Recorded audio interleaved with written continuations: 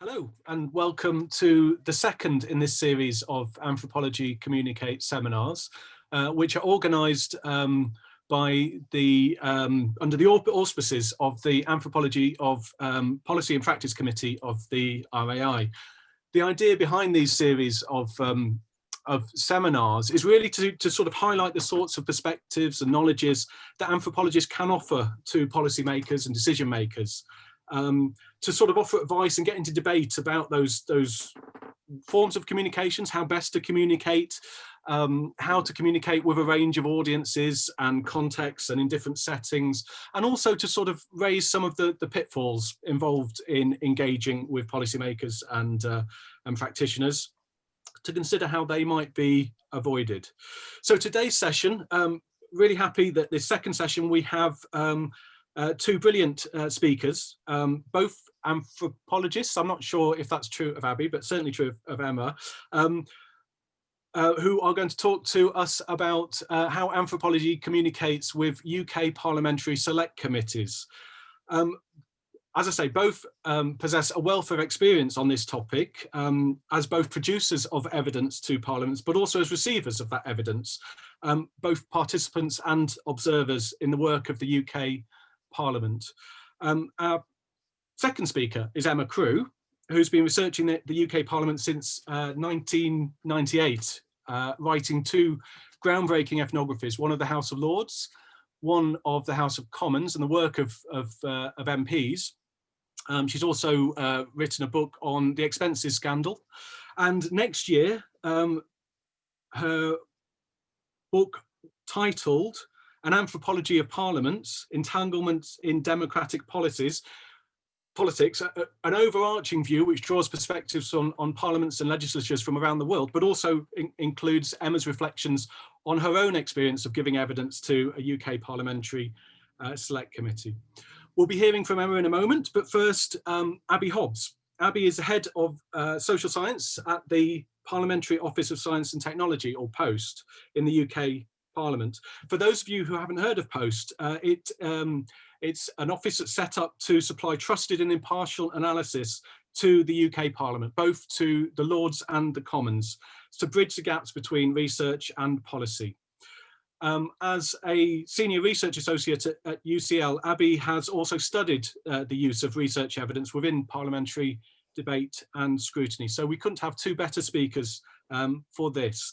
I will now hand over to Abbi, and she hopefully will be sharing her screen with some slides. Nearly, but I'm going to say a few words first. Starting it off, Emma. I'm just going to explain that the point of this workshop is to encourage participation with Parliament.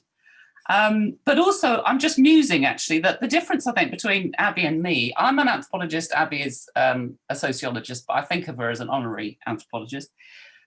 But it's perhaps worth knowing that I'm supposed to be an outsider of Parliament, but actually I've been studying it since about 1998. So I sometimes feel a bit like an insider. In fact, my brother-in-law accuses me of having Stockholm syndrome. And I think Abbi's the opposite. I think she is an insider. She's a parliamentary official, but she also has the capacity to have detachment and to look at the place as if she was an outsider, but she is actually very much an insider. And we're both going to talk. We're going to start off with Abbi, who will talk sense, and then I'm going to say a few words about my experience of actually giving evidence and what it's like and how I do it. And at that point, we will stop recording, and then we'll get much more into kind of conversational mode, and really encourage you to share your own experiences. I bet there are a lot of people here who have given evidence to Parliament or engaged with it in one way or another. So we're really interested in hearing your experiences and not just having a question and answer session. So I think that's all I wanted to say, except to also just add my thanks to the RAI for hosting this brilliant series. And I'll hand over to Abbi. Thank you very much, Emma. Right, let me just try and share my screen quickly. Can everybody see that? Brilliant. So yeah, I'm Abbi, and yes, a sociologist by background, not an anthropologist, and I work for POST, which is the Parliamentary Office of Science and Technology, which is a small body that's bicameral, so it sits between the House of Commons and the House of Lords. And the aim of POST is to provide a bridge between the way that research is used inside UK Parliament and with the wider external research community. So I'm just going to talk to you a bit about the work that goes on in UK Parliament and the ways in which we use research, and about how I would encourage you to engage with that work as an anthropologist. So the way I'm just going to start is telling you a bit about why the difference between Parliament and government matters when it comes to the ways that we use research and how you can engage. And this may be matter that you all know very well, but it's worth going over because it does have a really big impact on the different incentives for engagement and the ways that you can do it. So the UK government is usually the party that wins the most seats following a general election, so the most seats in the House of Commons. The leader of that party becomes the Prime Minister and appoints a small number of party members to work with them in government as cabinet ministers and junior ministers. And only these front benchers are directly involved in the work of running the government. And there's a cap on the number of paid ministerial positions you can have, which is around about 118. By contrast, Parliament is made up of the House of Commons, the House of Lords and the monarch. So in the House of Commons, it's made up of the entire 650 MPs, each of which is representing a particular constituency. In the House of Lords, which is the nominated chamber in the UK, we've got about 800 active life peers at the moment, 92 maximum hereditary peers, we're not quite at that maximum at the moment, and 26 of the highest ranking bishops in the Church of England. And then the monarch. So the role of the monarch is a politically neutral head of state, and it's largely a ceremonial role. So she opens Parliament at the beginning of the session and reads out the Queen's speech, which sets out the government's agenda for the forthcoming session. But so if you do the maths, there's only about 10% of the members in UK Parliament are involved in the running of government. So the rest of the 90% have no role in running government. So what that is intended to portray is that there's a real distinction between the aims and the functions of government and Parliament. So the role of government is to set taxes, decide how to spend public money, to run public services, to propose new laws, and be accountable to Parliament.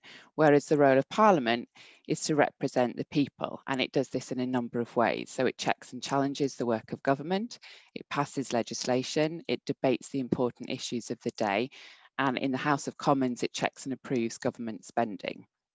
So to give you a flavour of what that looks like today, in the Commons, it's Prime Minister's questions. So you can imagine the UK's exit from the EU and COVID-19 are hot topics of debate. And a couple of weeks ago, we had the first ever virtual Prime Minister's question when the Prime Minister was self-isolating. There's oral statements about the UK's exit from the EU. There's questions about gambling legislation, vaccine rollout, government policy in Iran.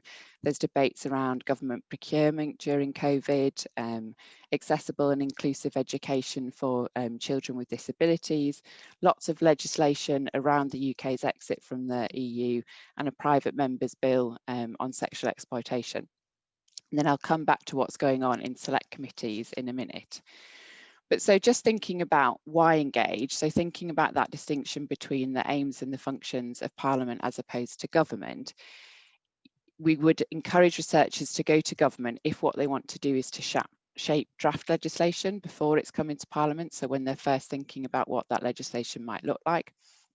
If you want to shape government policy or a particular government-run service, whereas you come to Parliament if your aim is to raise an issue for wider public debate, if you want to share insights about how policy could be done differently, if you want to press for action for government to do something, or if you want to support or oppose particular government policies. So there's a real difference there in the aims of engagement through research.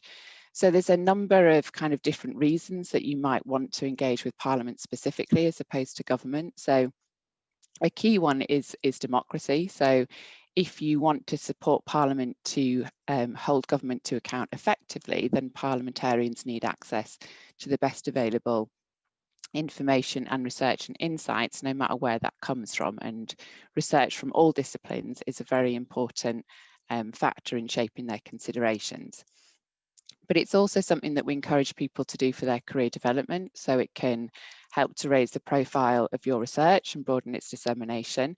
Also enables you to get a different perspective on your research, so to see how it can be used in different ways, to think about new research questions or projects or how they can be co-produced with different people's needs in policy, to grow your network or to have new experiences, but also because it can also give you demonstrable research impact. So if you're working within the UK and you're returned in the Research Excellence Framework, we did a suite of work with Research England a couple of years ago to make sure that engagement with Parliament in lots of different ways was actually one of the criteria for assessment across all the different panels. So we're very aware that researchers have got a lot of time constraints and a lot of different expectations of what they need to do. So we took part in that work to make sure that there was some formal acknowledgement of that engagement as well.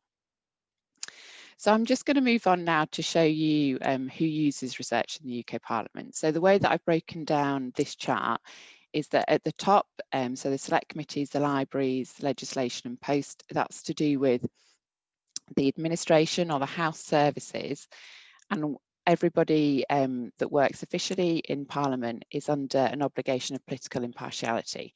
So if you're engaging with any of the research services that support members in these capacities, you're engaging through a politically impartial service.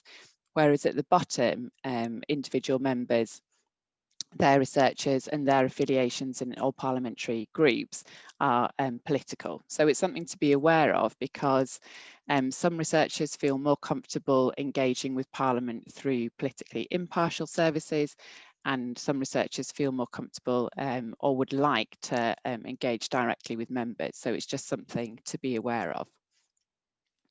So if you're keen to engage with individual members or their staff, there's a number of different ways that you can go about this. So you can look to see what debates are going on in Parliament, what select committees are looking at, see which members are part of which different select committees, gain an understanding about the interests of different members.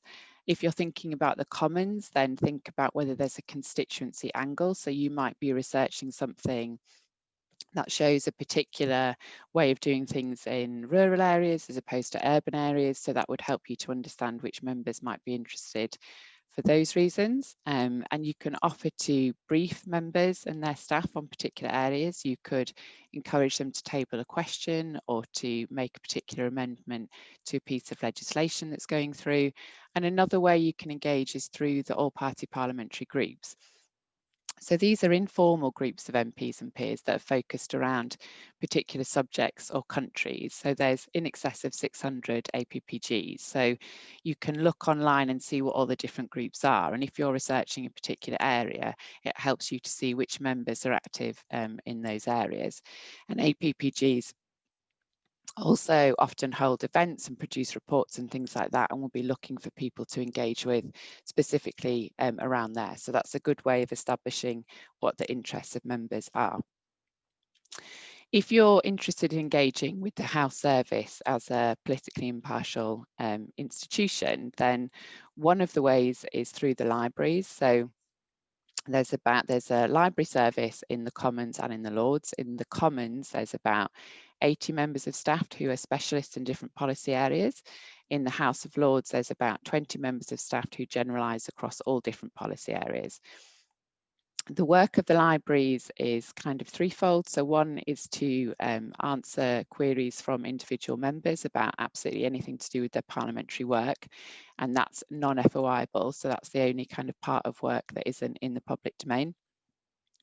It's also to produce briefings around legislation. So every time the government introduces a new piece of legislation, they will write a briefing that says what the legislation is about, what it's trying to achieve, what different stakeholders' opinions are. And they also produce briefings about new policy developments or large kind of policy areas. But so in, for example, the Commons, they deal with in excess of about 35,000 questions from members a year, and they produce around about 1,000 briefings. So their turnaround time is really quick, which limits the extent to which they can engage with researchers on an individual basis or with in-depth academic research. So the thing we try to flag about engagement through the libraries is if your research is easy to find online, and if it's accessible to somebody that finds it who isn't necessarily a specialist in your field, then it's much more likely to be picked up. So it's about thinking about how visible your research is and how accessible it is and what platforms you make it available on outside of traditional kind of academic journals.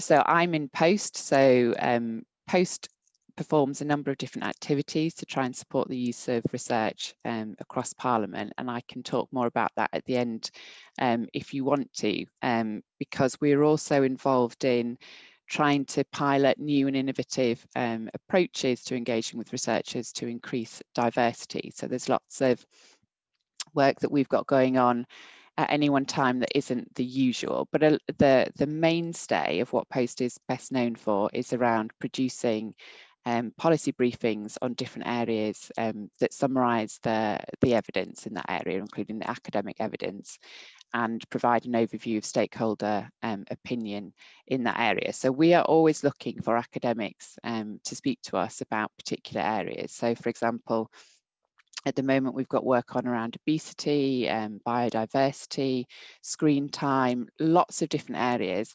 And each one of those involves us speaking to about 20 to 30 different experts from across academia, industry, government, and the third sector to understand what the research is in those particular areas. So if you're interested in engaging with POST, we make like a publicly available list of all the topics that we've got upcoming, and there's an open call on there to let us know if you're interested in participating. So that's worth bearing in mind. But then the main one that I'm talking about is select committees. So I talked to you briefly about APPGs, so they're the informal and political coalescence of members around particular areas of interest. Select committees are the formal mechanism through which members conduct more in-depth scrutiny of government policy and spending. So they're cross-party groups of members. There's usually about 11 members on a particular committee. So they look in depth at government spending and policy and also investigate cross-cutting issues in depth. So the way they usually work is they decide upon a line of inquiry. They put out a call for written evidence to which anybody can respond to. And when we say as Parliament evidence, what that means is opinion. So it can, we know from research that we've done that academics can sometimes be put off because the understanding of evidence in academia is very different from the understanding in Parliament. But so we use evidence in Parliament because it refers to parliamentary privilege and the legal kind of status of the evidence that we receive. But all it means is that we are encouraging anybody with understanding in that area to write in to the members to tell them about their understanding and experiences and thoughts on that particular area. From that, members and staff will whittle down a list of a smaller number of stakeholders to come in and give oral evidence. So that's when we invite people in to speak to the members directly, at the moment virtually, but usually within the Palace of Westminster. So in the Lords, there's 6 kind of standing committees that look at particular areas over time, and they also form special inquiries to look at a particular area of interest. So at the moment, the Lords has got one on COVID-19 and are looking at digital wellbeing. In the Commons, they mirror government departments as well as kind of cross-cutting government issues. So there's about 45 different committees. And at the moment, there's over 50 different inquiries that are open for written evidence. So a huge variety of topics being considered at any one time. So for example, at the moment, there's one on diversity in the national curriculum, the role of women in the armed forces, around music streaming, music festivals, lots going on around COVID, as you can imagine.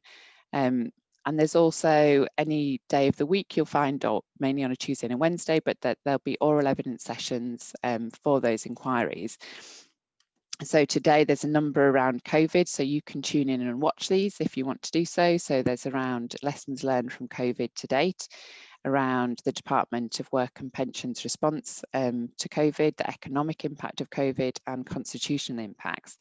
But there's also non-COVID related work, so around the Windrush compensation scheme, universities in Scotland, biodiversity and ecosystems, Gender Recognition Act reform, freedom of expression and sport and recreation. So that's just trying to give you an understanding that members are looking at so many different topics at any one time. So regardless of what your focus is as an anthropologist, there's bound to be a select committee that has a remit that encompasses the substantive area that you're looking at, and also would benefit from your understanding as an anthropologist about how to consider that issue. So you can engage in several ways. So you can find out which select committees are relevant to the area that you're studying. And then we also in Post have a knowledge exchange unit, which I can come back to at the end. But the Twitter handle on the screen, they retweet every single call for written evidence or opportunity for engagement. So if you are on Twitter and you don't want to follow multiple different parts of Parliament, you can just use that Twitter handle and it retweets everything, including from the devolved nations. Would encourage you to submit evidence. And again, there's lots of resources on our web pages that the Knowledge Exchange Unit has developed about how researchers from different disciplines can engage, about how to think about writing written evidence, points to take into account, things like that. Quite often select committees appoint a specialist advisor, so for topics quite weighty, and specialist advisors are usually academics, so you can keep track of what select committees are asking for applications for a specialist advisor at any point in time. If you've got something that you think a select committee might want to see, you can invite a select committee to come for a visit, or it could be a virtual visit at the moment. Or sometimes university departments have offered to host a visit where they might perhaps bring lots of academics together from lots of different departments to talk to committee members about a particular area that they're interested in, or to help them with horizon scanning about what they think might be coming up in the next kind of 1 to 2 years. And you can also suggest subjects for inquiry to a select committee via the clerk or via the chair or other members of the committee. So if you're working on a particular area and you think, well, I think that it would be really helpful to look at this aspect of something in more depth, then you can suggest that to the committee and they will think about that alongside all the other suggestions that they get and their own horizon scanning work. So that's, I'll end on that. So I'm happy to circulate this after, and there's just links to lots of different resources that we have. So that's quite a lot of information that I've tripped over at once. And if you want to just kind of go away and have a play afterwards, you can just get a sense of all the resources that we do have online, if that's helpful. But so now I'm going to stop sharing my screen and bring in Emma. Thank you so much, Abby. Fantastic. Will you correct me, Abby? Wave at me and correct me if I get anything wrong. Because although I've been studying Parliament since 1998, it is an extraordinarily complex institution which connects to the whole of the nation. So it is a kind of lifelong project to try and understand what on earth's going on. So do tell me if you disagree with any of my comments. My main point, I think, is to say that I think it's worthwhile engaging with Parliament, and to do that, it's really, really helpful to do really good research on Parliament. So you've, unlike me, you've probably got research about something else, but you need to understand the arena of Parliament in order to engage with it. Of course, we know that as anthropologists. And fortunately, I've just written this book, as Richard mentioned, which is a kind of introduction to what I think is going on in Parliament, particularly what kind of work parliamentarians are doing. And it's not just reflecting on my own work, but it's reflecting on anthropologists around the world who've written about parliaments, and there are an increasing number. So I thought, in the spirit of trying to kind of shortcut the process for you, I thought what I'd try and do is give you the briefest explanation of my own research to set the scene a little bit more. So what I've learnt about the political work of MPs is that it doesn't fit very neatly into discrete roles.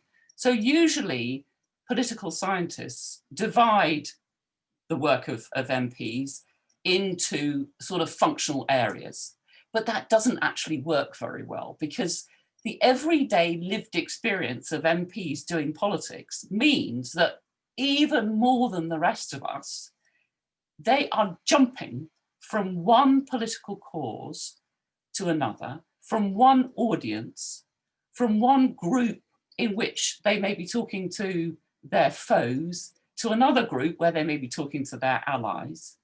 And the way that they need to perform and talk into those different audiences and sites and spaces and groups of people requires very different style, content, evidence, emotion, etc. So those performances are endlessly shape-shifting.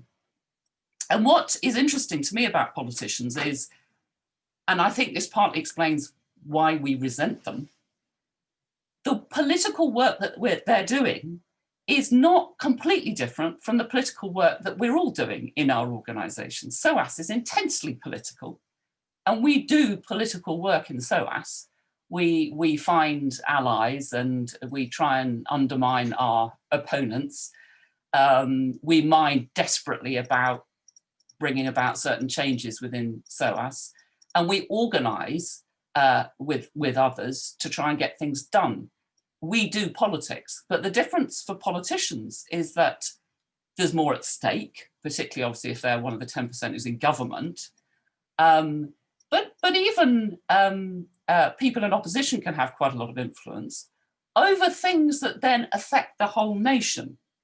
So there's a lot of at stake in terms of the decision-making, the consequences of decision-making, but there's also a lot of at stake for politicians because they are so exposed, increasingly on digital media, but they are in the public view. So the shape-shifting has an intensity to it, a kind of emotional intensity and a political impact that's different from the rest of us.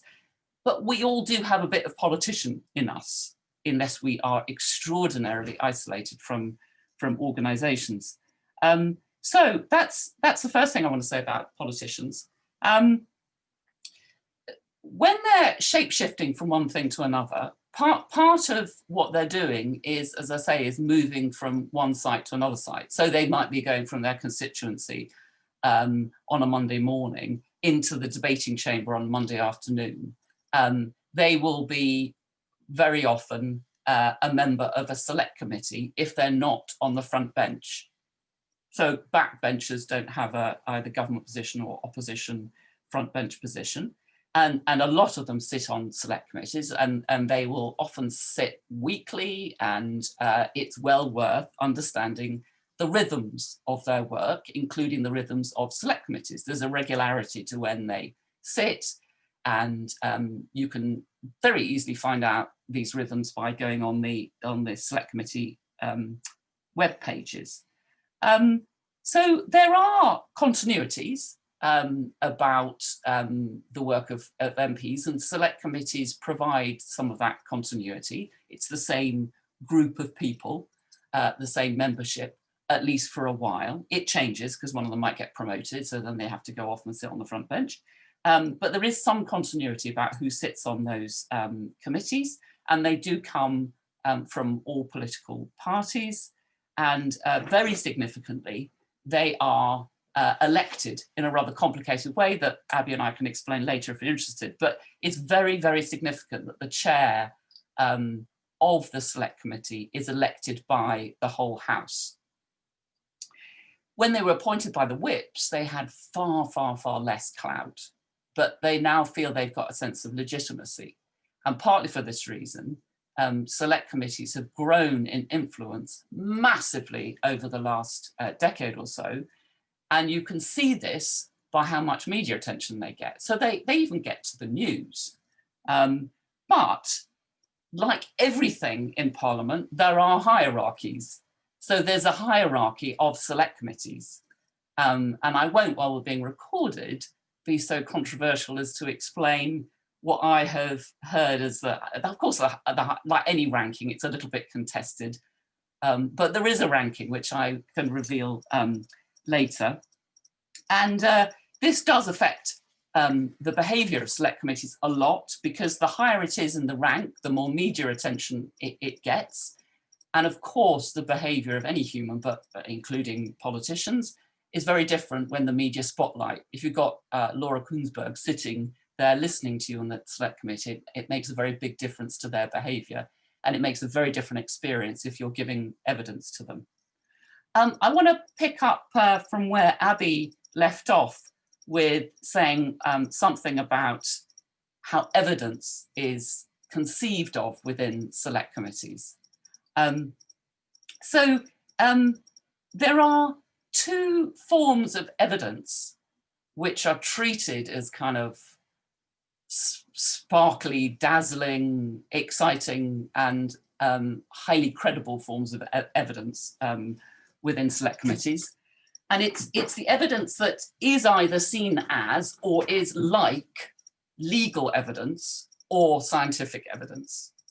And both scientists and lawyers have a huge influence over what happens in Parliament.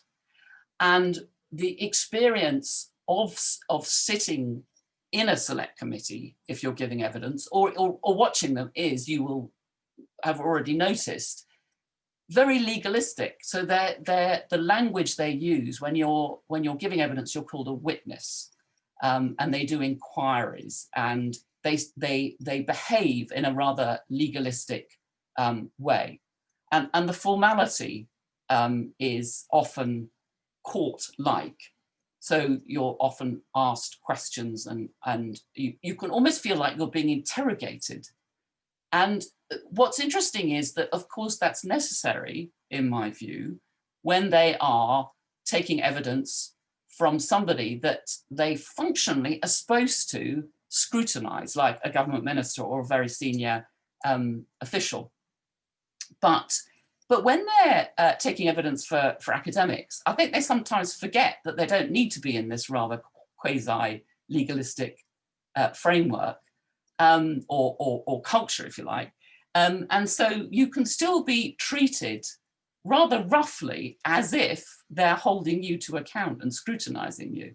And I've even had one situation where I found MPs being extremely aggressive. And the reason was they were doing politics. They didn't like the content of what I was saying, but that I felt they didn't have any right to sound so aggressive. So I said to them while I was giving evidence, I'm surprised by the tone that you're asking these questions, because actually I'm a friendly witness. And so that's what they call us when we're friendly. We're there to help with an inquiry. We're not there to be scrutinised and to be held to account to them. So I'm really happy to talk more about my personal experiences of giving evidence to select committees, but it's been occasionally quite contentious. So I think I might leave that for the non-recorded bit and just say a few things about what I think is helpful if you are giving evidence. And I think that the first thing to say is it's impossible to plan. Planning is overrated, as I think probably all anthropologists share this view. There is a sort of fantasy about how much you can plan in organizations, but you can prepare. So I'm a really, really big believer in preparing, not planning. And I think you need to prepare partly by understanding exactly what the select committee is up to. So they might be doing pre-legislative scrutiny, they might be having an inquiry about policy debates, or a policy issue that's current and is timely and is important. So they have different reasons for calling people for evidence, and it's very, very useful to understand the reason. there's a huge difference between the House of Commons and the House of Lords select committees, so we can talk more about that again later, but they tend to have very different reasons, and the scrutiny function is departmental in the House of Commons, for example. So a lot of all the departmental select committees are shadowing government departments, and that's a little bit different in the House of Lords. So it's worth understanding the select committee that you're going to. It's also worth understanding the members on that committee, the members as individuals, what position they take on the topic that you're talking about, their relationships with each other, so who is in an alliance with who, and how they've worked collectively. So what is the position they've taken on that particular topic in the past, and the documents are available on the website.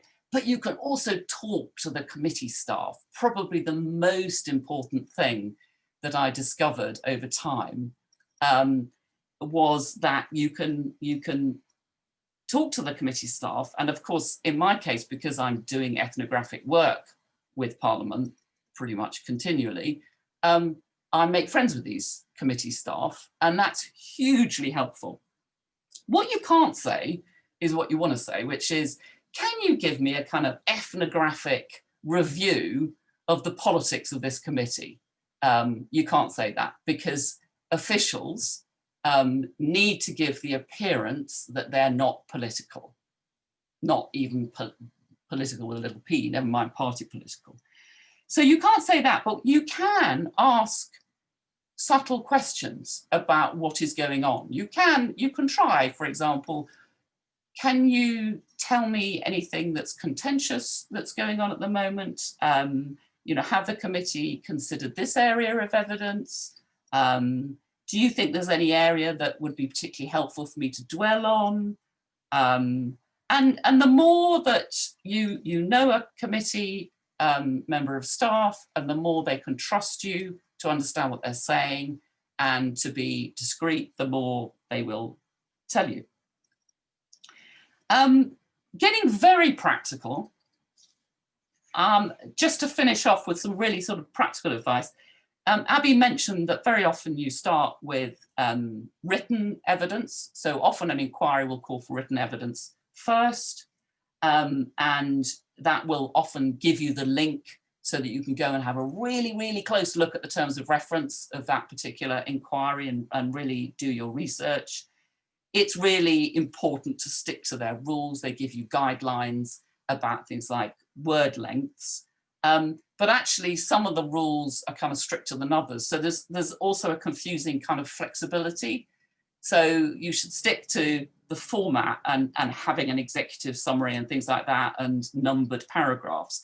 And there is often a reason for these things. So for example, they like numbered paragraphs because when they talk about the evidence, MPs can say evidence number, blah, blah. If you look at paragraph 4 to 3, you will see blah, blah. So it helps, particularly if the page numbering changes between you sending it in and their compilation of evidence. So there are good reasons for the sort of guidelines they give you. But as I say, some of them are a bit more flexible than I initially expected. So sometimes they put a deadline, which looks rather intimidating, as if you have to stick to it. But actually, if you only come across an inquiry just after the deadline's gone, or with not enough time to compile your evidence, very often you can ring them up and negotiate an extension, and they will let you submit it a little bit late. Then you might be asked to give oral evidence, so that the committee, which means in theory the members, but actually in practice is very often the committee staff, and we can talk about the relationship between the staff and the members of Parliament who sit on the committee. They will decide who should go for oral evidence and give oral evidence. There is huge pressure, I'm glad to say, on select committees to diversify who they take evidence from. There's a lot of anxiety about going to the usual suspects. There's a very high proportion of men. It was, when I last looked, about 75% of evidence was given by men. There is a very high proportion of evidence given by white people, by older people, and establishment figures. And my hunch is a lot of lawyers disproportionately get a say because they are less intimidated. So very often there's an underrepresentation of groups of people who might easily be intimidated by the building, but also the whole thought of Parliament. But actually they are really trying to change this. So once you've got in, I've already said it's really well worth talking to the committee staff. They're incredibly helpful about giving you advice about how to give your oral evidence. You need to look at all the evidence that's already been said. And one of the reasons for this is because you need to establish your credibility. So, you know, they're taking legal evidence really seriously from lawyers. They're taking scientific evidence, and some MPs will believe that the gold standard is randomized controlled trial results. So you need to establish your credibility. You know, personal testimony is only okay if you're a politician, I've noticed. If you're a politician, then it has quite a lot of clout. But if you're an academic, then talking for your own experience is not enough. You need to back it up with the possibility of, you know, substantiating it with other people's experience, i.e. research findings and other people's research findings as well. You won't probably change MPs' minds there and then on the whole. However, there are other reasons for giving evidence. Often there is a small number of MPs who haven't already made their mind up and will be listening and could be persuaded. But there are other people listening as well. So there are officials like Abbi, and there's the committee staff who are listening, but there are other people in the House of Commons library. And sometimes this material gets to journalists and other observers and so forth. So it is definitely worth giving oral evidence. The only other practical tip I have is really about how to try and give evidence with some confidence in an environment which I did initially find really quite intimidating. My trick is I just pretend I'm someone else. It's like I pretend I'm an actor on stage and I'm doing a performance. There is a performativity to how you engage with this theatre, if you like. So I just go into a role and I become this person who's more confident, who's incredibly well informed. I just become a different person. It's wonderful for that short period of time. And then I can't sustain that for too long because then I have an identity crisis. I go back to being more nervous and worried.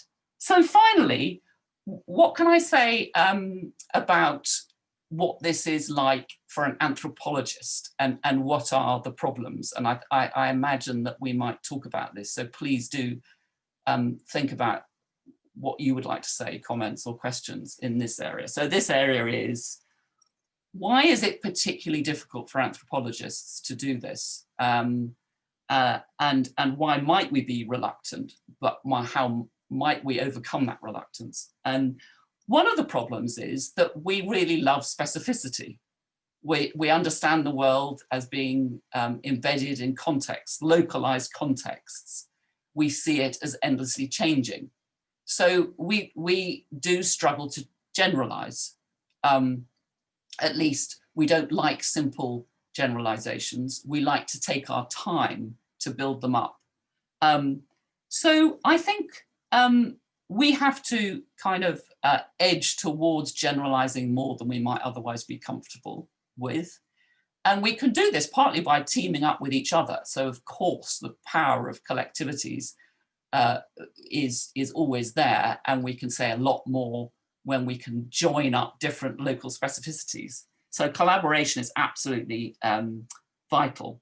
But also, we need to make the argument about the importance of specificity. We need to generalize about the importance of specificity in a way that Laura Baer in the last session last month, when she was talking about the impact of COVID, did, I think, beautifully. Secondly, what do you do if you very strongly disagree with MPs? You know, a sort of really strong disagreement can make one rather nervous. And I do think it's something that actually organizations in general have a real problem with. Handling ferocious disagreement about how to do things, certainly within SOAS, is problematic. We are not good at dealing with strong disagreements, I think, often within organizations. But actually politicians, this is one of their strengths. This is their everyday work. They are really good at disagreement. They do not fear it in the way that lots of people, I think, do. So I think my first suggestion would be about the nature of compromise. You have to compromise your language as an academic. You have to find a less scholarly, endlessly qualifying, endless caveats, possibly jargonized way of speaking. So you do have to compromise with the way that you communicate.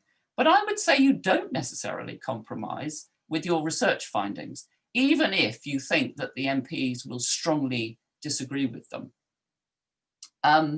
It depends. It's certainly going to make a big difference if you think you've got some allies on the committee, because in a sense what you're giving them is arguments with which they can go and have debate with other members of the committee.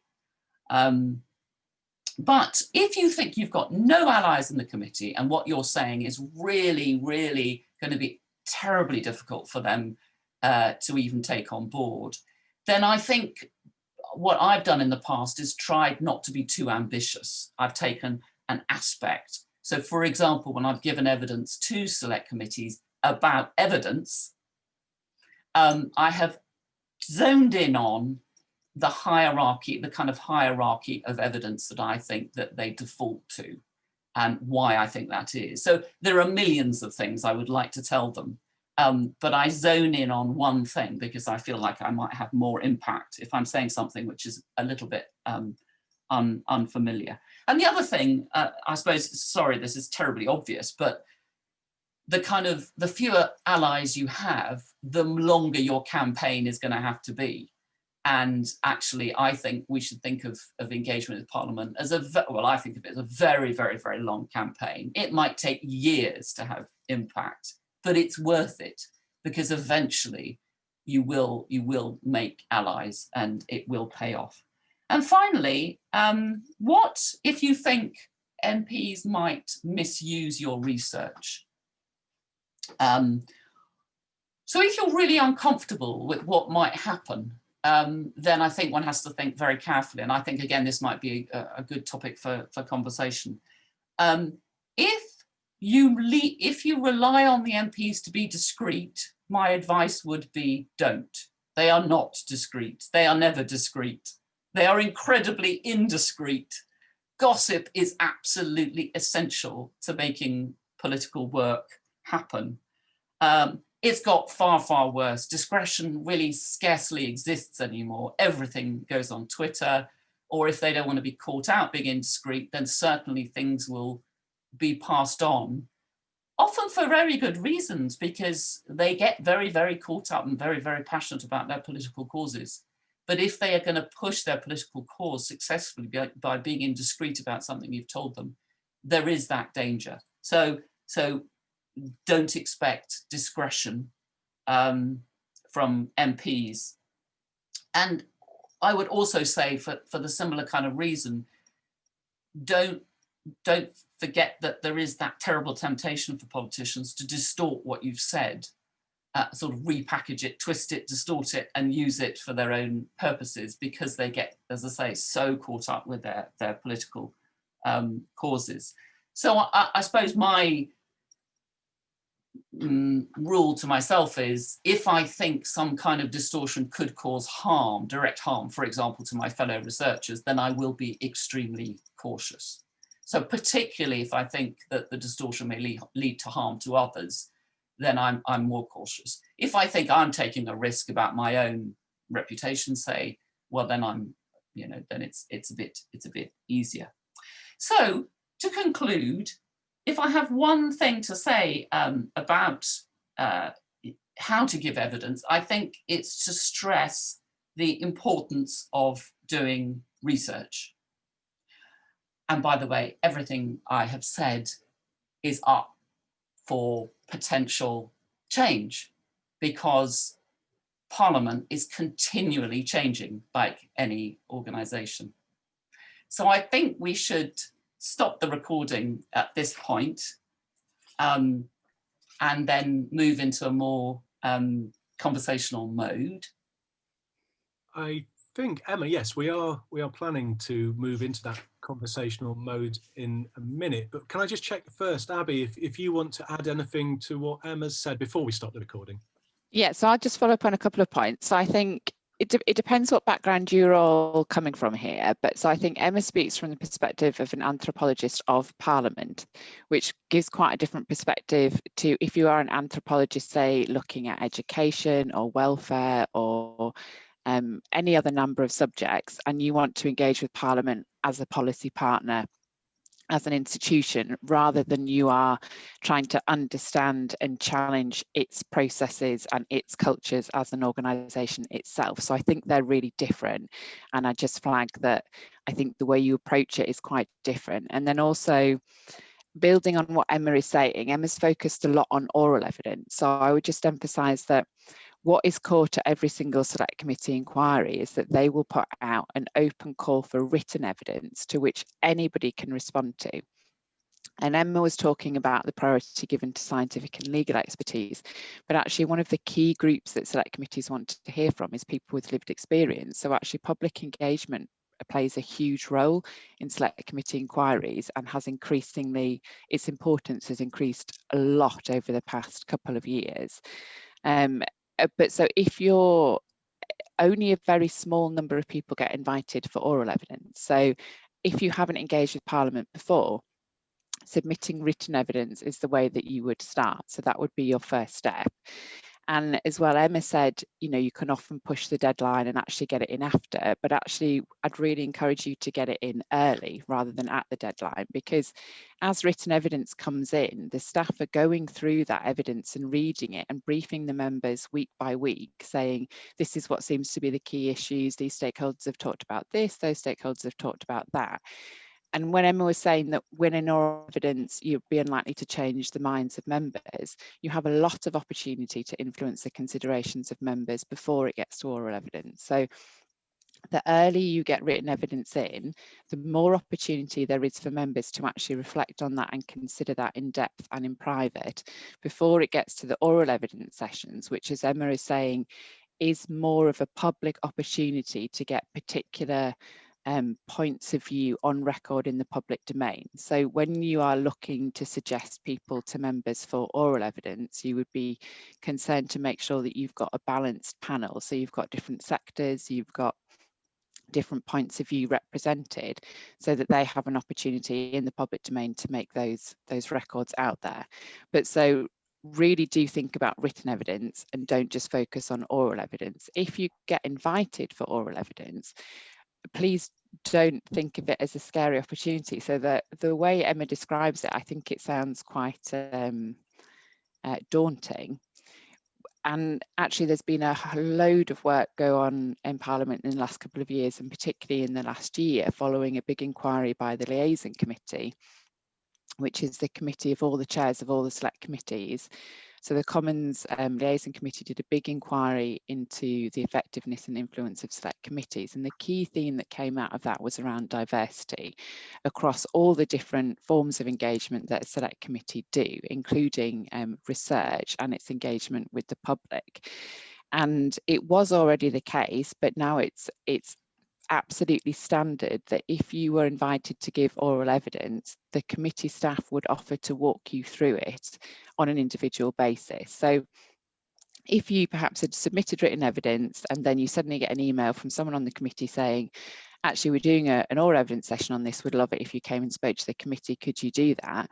You can go back to them and say, yes, actually, I'd like to do that, but I'm terrified. Can you talk to me about it? And they will spend as much time as you need telling you what kind of questions to expect, what the layout will be, how you can participate, and all those kinds of things. So there is actually a huge amount of work that has gone on to hopefully make that experience much less daunting and to increase the diversity of people who feel comfortable giving it. And also, again, Emma was saying about, I guess, selling it to members. So yes, to some extent, but again, if you're actually studying Parliament itself as an institution, members are going to be more likely to challenge that because it's their, you know, substance of how they work, than if you're coming in and talking to them about a general overview of a subject. So often, again, when members are thinking about a panel for oral evidence, they will want this balanced representation across sectors and across different interests.